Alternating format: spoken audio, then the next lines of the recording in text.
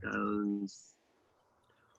Welcome to New Realities. I'm Alan Steinfeld. I have a very special guest today, Susan Barnes. She is a medium, and she is going to be doing. You said there's a difference between trance and channeling. Just tell us the difference. Yeah, well, the difference is that when you're doing trance work, you're connecting with discarnate spirits. I mean, people who have generally been on the earth plane before. When you're channeling, you can channel all kinds of things. You can channel ETs, you can channel um, old spirits, you can channel a lot of different things. You can channel, I guess, earth spirits, things like that.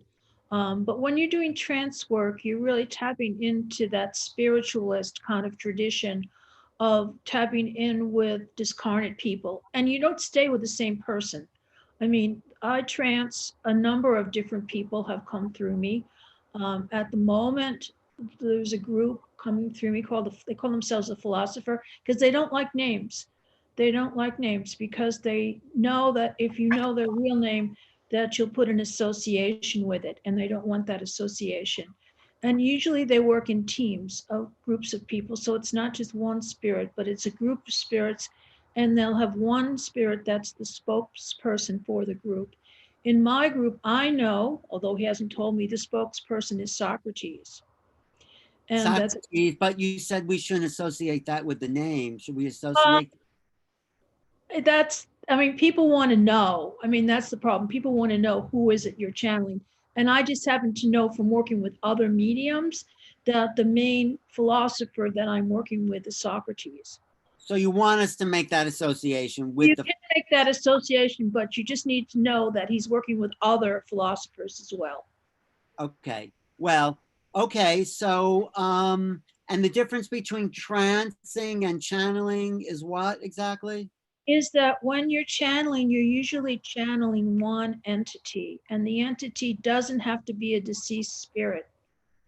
I It could see. be an ET, it could be extraterrestrial, it could be um, and any kind of other type of spirit. It And doesn't have to be someone who is past, deceased. when you medium work, it's not. It's usually someone who's on the other side. Is that what you're Correct. saying? Correct. In the Okay. spiritualist tradition, when you're doing trance, you're communicating with spirits from the other side. People, and most of the time it's people who have been alive on the earth, although it can also be spirit guides. Okay. Great. So you're going to go into a little trance here, right? And then you're going to give us a message, and then we're going to take questions from the chat, right? Right. And this will be a short session. Next Friday at 1 p.m., we're going to do a much longer session, but I just wanted people to meet you. And, but we'll take a few questions anyway. So go ahead. Tell us what you do to go into a trance. Well, usually there's a song I don't sing very well, but there's a song that one of the other people that I trance is a Victorian woman named Frances. She's given me her name, and the way she puts me into trance is through a song. And so Frances is going to let me go into trance through her song, and then I'm going to try to bring through the philosophers. Okay. Right. We're looking for. First, I'm just going to say a quick prayer. Dear Father, Mother God, thank you for allowing us to communicate today, and please help to bring us healing and spiritual messages that will make us feel better and good about ourselves in this time of stress. And we are humbly grateful for all of the assistance that the spirit guides and loved ones will come and bring to us. Amen. I come to the garden alone while the dew is still on the roses, and the voice I hear falling on my ear, the Son of God discloses. And he walks with me, and he talks with me, and he tells me I am his own, and the joy we share as we tarry there, none other has ever known.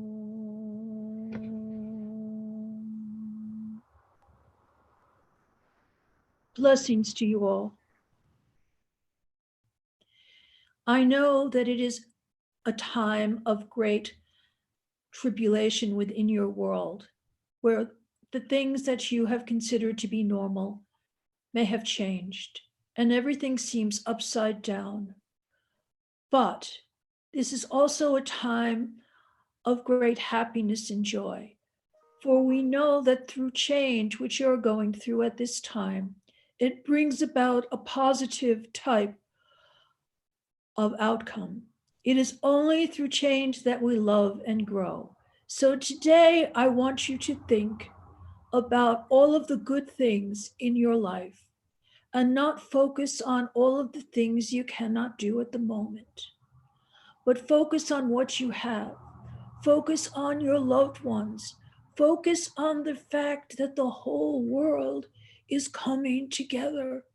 It's coming together at a time to bring all of the nations into sync in a way that they've never done before. Think about it. Think about the global energy and prayers that everyone has been sending throughout the world and be a part of that. I know in some places people go out on the streets and they clap and they're joyful and they're happy. Although they're distant and they're not touching, they still are uniting together to bring forth an intention and a spirit. So, this is a time for your intention to be one of a positive type of energy, to think about the positive things you have, not only in your life, but everything around you, your home, your family, your friends, all of these things. And now is a time, think about it. It is a time where you could say, I never had time to do this, or I never had time to do that, but now is the time to do it. So, all of those things you have been wanting to do for so long and striving for within your life, now is the perfect time. The perfect time to spend time with yourself and decide within yourself who and what you are and want to be, and feel the love that surrounds you. Try to open your heart to feel how people all around the world are coming together to fight this common virus. For there is a type of war, although it's not with guns and with armies, it is a war against an idea, a concept that has changed your world.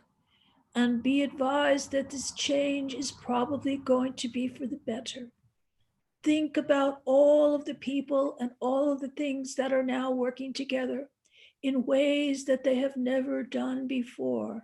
So, this is a big opportunity for you to reimagine and dream what kind of world would you like? For here is your chance to create it. It is a creation moment, a creation when you should be at your best, should be positive, should be open to change. For those who cling on to the past, remember that change is good. And we just need to be open, for we do not know exactly how the new world order will arrange itself. It has not been determined because humans have free will and they can decide where to go and how to build their own lives their own way. But it all starts within you, you and your heart, and being kind to yourself and kind to those around you, and feel the love that's within you and also all of the love around. For now is a great time that even though there is sadness of many people passing over to the spirit world, just know that it's their choice to move on. And you will be building a new future and a new world that can be much more loving and much more positive than anything you have lived in before. So, blessings to you and blessings to all of those who keep a positive type of image, and to everyone in the world at this terrible time of triumph, of trouble. And we will triumph over it in our own way. God bless you. So let me just ask you a question. Are you saying the best thing we can do is to have a positive image, a positive feeling, and not go into fear? That will be the most helpful for our immune system too? Yes, fear is what brings about illness. For you will know that the people who are passing are the ones that are the most fearful. For it is the people who are more optimistic and positive that the disease does not affect as much. Because all illness, we have a spiritual body that is a perfect body, body, mind, and soul. And we all can have perfect health. It's a matter of our intention. It is our bad habits and those negative thoughts and ideas that bring the illness to us. So the more positive you can be, the better and happier and healthier you will be. So now is not the time of fear. Now is the time to look at all of the things that are changing. Look at how people are working together in ways they've never done before. This is all positive, and the change can be positive. Okay, let's look at the future a little bit too, but someone has a question, I'll get there. Someone has a question about the uni matrix. Do you know what that word means, the uni matrix? Does that sound like you can tap into that? I have a visual image, but I'm not sure it's what that person is referring to. What's your image? Just tell us. I have a visual image of the world, and around the world is a network of everything that goes out into the universe and binds us all together, all humanity and all people into one group. Right. Well, that grid matrix is shifting now to a new frequency. And That, there's ways, right? So there's ways we have to expand our consciousness in order to tap in to the new grid. Now, see if you can see that and make that connection. that's correct. If you want to know about the frequency, that is correct. That's why so many people pass, is because they're locked into the old frequency and they can't adjust to the new one. And so the new frequency is a frequency that will allow you to be more what we call psychic, more prescient, more clairvoyant, so that you will be able to hear the spirit voices and be able to communicate on levels that most people can't communicate at this time.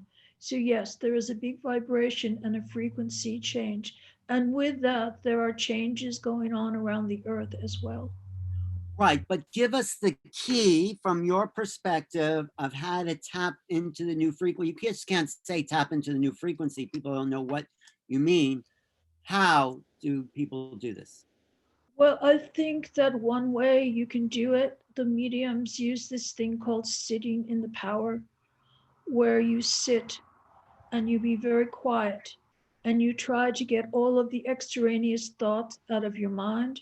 It's usually done through breath. You focus on the breath and you focus within to the solar plexus and try to feel that spirit within. So it's by tapping into that spirit within that you'll begin to feel the new vibrations and the new energies. It's not that people need to do anything. They don't need to do anything. They just need to set their intention and be aware of the changes. Right. Okay. I'm looking at some questions online. Um, let's see. Someone wanted to know how she could find her guides. That's not something we could do now, but if people, so stay in that trance. We'll, I mean, again, it goes back to the same thing. You need to spend some time every day being quiet and allowing your mind to tap into the spirit world. And if you can clear your mind, which is what mediums do, of all of the extraneous thoughts, I know it's difficult to do for many people, but you clear the mind of all the thoughts and you focus on that spiritual energy. It's usually in this area here, and you feel that energy and allow the spirit voices to communicate with you. once you begin to hear those extra voices, you can tell they're not voices inside your head exactly. You know they're different. Hear those voices, and from there you'll find your guides. Right. So you know there's a difference between the guide's inner voices and your own inner voices. Correct, yeah. That's part of the process of going in and knowing yourself. One of the things Socrates says is know yourself, know thyself. Know yourself, and that is really where it all stems from. So his line there is very appropriate for it. But you go in and then you listen for the voices, and you can tell the voices are not quite yours because they feel a bit different. And the knowledge and the wisdom is a little more profound than what you might be thinking. And the trick is to hear those voices, yeah. Okay, I have a really good question about the extraterrestrials. Who were the extraterrestrials that built the cities underneath the Antarctic? And they're still there down under the ice. There are these huge complexes reported by Linda Moulton Howe, but they're there. Do you know who they were? And Well, why they we are all part of them. Well, why were they built and who were they? I have to travel there. Well, please. It's okay. Under the Ice, Antarctic, South Pole. There wasn't ice there when they built it. There was no ice there. That's right. Correct. That's what I heard. There was no ice there. There were many civilizations, and the ancient civilizations used many different magnetic energies that you have lost the ability to use and see. And there were great nations that did live on the earth. But like this moment you're facing right now, they too did not meet the challenges well, and they destroyed their civilizations. And then we had to build the planet up again from the beginning. So all of those ancient alien stories been told are about visitors that have been on this planet. For this planet is far older, has been populated far longer than your historical records account for. So you're saying even though those advanced civilizations were to build anti-gravity buildings and all that, they were still not able to overcome their own self-destruction? Is that what you're saying? Correct. There's a tendency in human beings to want to be very self-centered and very self-serving, which is like the materialistic times you've been living in. So we can see that we've really run materialism to the end of its course. We can see that financially it's not working. So we need to come up with some other solution that is much more considerate of others. And that solution is what? That solution is when you need to make a decision, don't make it on money or greed. Make it on what's best for the whole. It's not the one, it's the whole. I guess that's what we're learning. Just going back to Antarctica, before there was ice there, I think it was about 200 million years ago. That's when, before the glaciers set in onto the Antarctic. Is that what you're saying? That civilization lived that long ago? Because that civilization was there before the Earth's axis changed and the polar ice came. Mm-hmm. You see, we're going through another shift like they went through. Right. But the shift we're going through now is also 1 to 5D, 5 dimensions. Is this? Yes, there's another dimension to it. It's what they're calling the 9th dimension. There's another dimension because we're going to be able to see into some of the other worlds. This is why the aliens come with our loved ones, because they're working on the same vibration. I see. So 5D is where we're going, though. I think this is what this crisis, the virus, is about the shift to bringing us to another dimensional reality. Correct. It's bringing us back to where we were. In the ancient times or in olden times, people could hear the voices of spirit. There were two minds. There was your mind and the mind that came from gods and spirits, and the two coexisted together. Now is a time when that's beginning to happen again, and there are many people alive today who can hear both voices now. Mhm. But it's just a matter of many people learning to be able to tap into that energy. I got a question who's from a guy who says, will there be a third world war or not? I think this is the third It's world the war. Third World War. Yes, Is yes. it? We are at war. The world is at war with an invisible invader. No, I think you have to look at it differently. How do you think? Well, I think this is a world in a Yes, war. it is, but nature and the earth is revolting against all of the things that humans have been doing. Look at your planet. Look at what's happening now that there's not so much gasoline and pollution.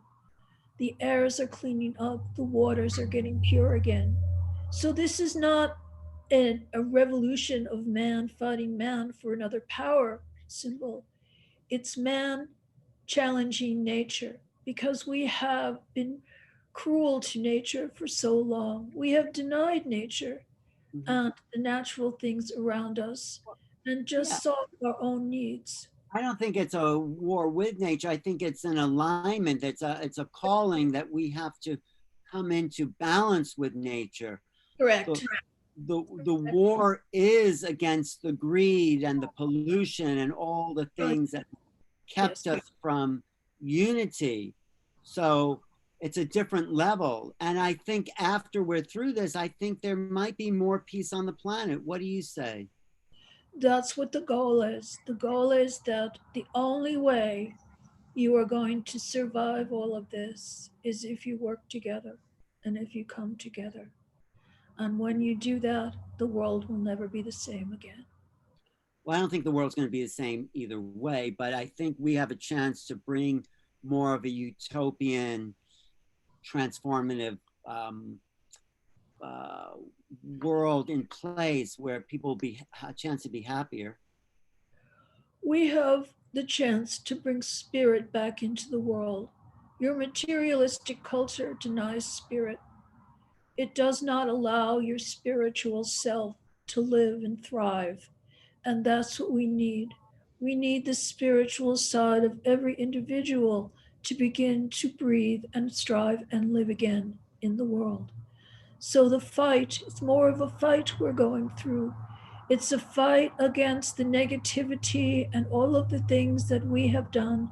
And the planet is showing us that if we improve, it will improve and a balance will be found again. Great. This is good information. Thank you, Sue. Who were we just talking to? The philosophers. The philosophers. And that's so they're confident that humanity will survive if we transform from the old into a new way of being with each other and the planet. If you can learn the lessons being taught at this time, and the lessons are one of brotherhood, Mhm. look all around you. You see it everywhere. And it is a frame of mind. Thoughts are things. And if you think positive and look for the positive things in your life, and look at this as an opportunity to make good changes within yourself, within your family, within your culture, then all will be well. Yes, thank you. Thank you. So we'll pick this conversation up next Friday, 1 p.m. Eastern Time. Thank you, everyone in the chat. And do you want to come out of the trance or do you want Yeah, to? let me just need to drink of water. Of course, when you go into that trance, you're still conscious, right? Partially, but I won't remember most of what I won't remember what I said. I'll remember maybe a gist of it, but not. Okay. I think there's more information there. I think that was, I think there's levels and levels you can travel to, but that was a good way in, I feel. Yeah, and the trick to it is with the trance, the answers came immediately. There wasn't a lag or hesitation there. Is that correct? Yeah, there was no, but also a lot of things that you said could be said by anyone. They don't have to be spirits to say this. What makes the difference? Well, I'm not saying that they have to be spiritualists to say it. I mean, we're all spiritual beings. Right. Um, I just use spiritualism as my method and foundation for the way I approach this. But no, I mean, other people, I mean, I'm not going to say that there's anything wrong with channeling aliens. No, no. Um, I don't do it. It's not my thing, but somebody else can. You Yeah. know, what I'm No, starting to understand is that the alien way of communication, which Whitley Strieber talks about, is the same level as the trans communication. yeah, and it depends what level you're going to of trance. There's the philosophers, there's the ascended masters, there's the avatars, there's the super conscious, there's the Ain Soft. It's levels and levels. Yeah. So next week around 1 o'clock, we'll go deeper. Okay, is that Okay. good? Okay. Thank you. Wait, Sue, I think people might want to get in touch with you for personal readings or something. How do they do that? Go to my website, which is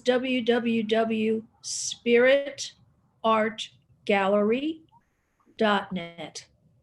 Actually, while you're talking about Spirit Art Gallery, that painting behind you is of what? That one with the light coming through.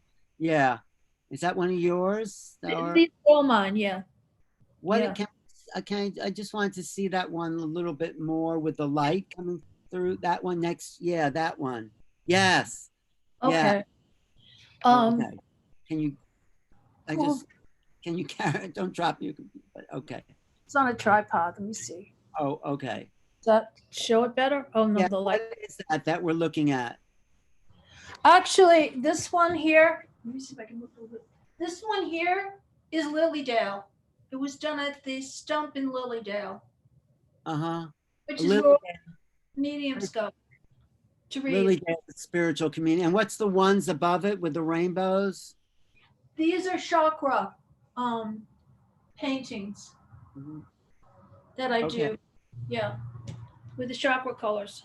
Nice. So you're located in Lilydale, I'm just 1 mile south of Lilydale at the end of Dale Drive. which hopefully will be open this summer so people can go up and, Yeah, yeah. And my seance room is in Lilydale. oh, you do seances there, huh? Mhm. Don't you think there's a difference between the old time spirituality of spiritualism and what also happened in the 80s as far as like the channeling of the ascended beings was like it was a shift, right? Well, it's a slightly different orientation. I mean, when you really have to understand that when you look at the old historical spiritualist mediums, it was a time in history where people had time to sit around and focus and do seances. Today, everybody's in such a rush that you can't find people that, to sit. I mean, the people who were the really good physical mediums sat for like 10, 20 years together with the same people every week. I mean, Right. they'd even arrange their vacations together at the same time. There was a commitment there, which we don't have today. Mm. Right. Well, this is good. I got some things coming up on this program, on this channel. But thank you, Sue. Thank you for Thank you, your John. time. Okay, next Friday, 1 p.m., we're going to try it again. But also on April 22nd, we have an Earth Day celebration coming up with JJ Hertog and Desiree Hertog. We can go into a global meditation there, probably around 7 o'clock. Check New Realities, this YouTube channel. Also on May 5th, I'm doing a global healing with the Baltagini and a bunch of other healers sending out vibration.